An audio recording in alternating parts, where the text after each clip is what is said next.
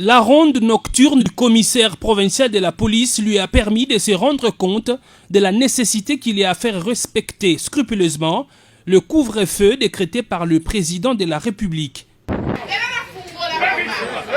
Des bars, dancing et nightclubs fonctionnent impunément pendant les heures interdites.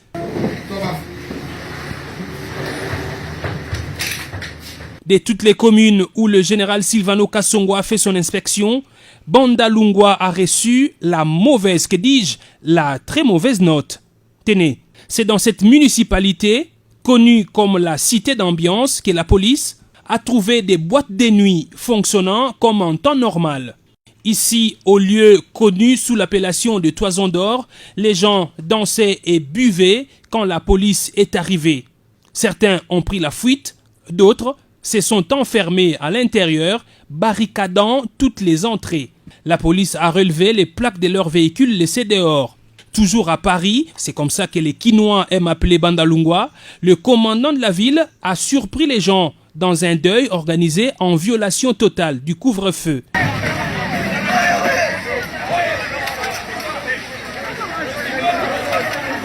Ayant pris la poudre d'escampette à l'approche de la police, les personnes qui participaient à cette veillée mortuaire, organisée sous l'avenue Bouété, se sont par après mises à lancer des pierres et autres projectiles sur les policiers, caillassant même un véhicule des forces de l'ordre.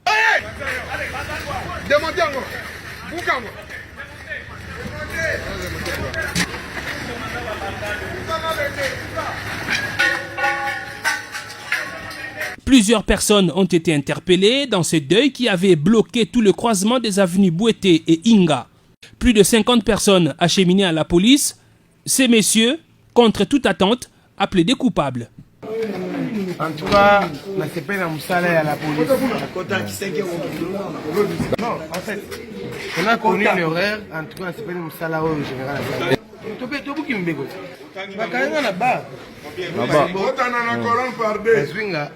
En tout cas, général, il faut relever que le commandant de la police à Bandalungwa a été suspendu par le général Silvano Kasongo.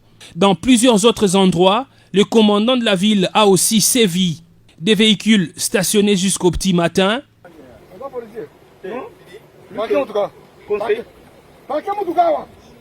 Des passants interpellés. Les Quinois devraient savoir que 21h est une ligne rouge à ne pas franchir, même par les bus Transco, comme celui-ci surpris à 2h du matin. Alors que des personnes circulant après 21h avec des motifs valables ont été entendues et laissées passer, après avoir présenté les documents prouvant la nécessité de leur déplacement pendant le couvre-feu, ce jeune homme, comme beaucoup d'autres Congolais habitués à la corruption, a tenté de soudoyer un officier de police pour passer le checkpoint.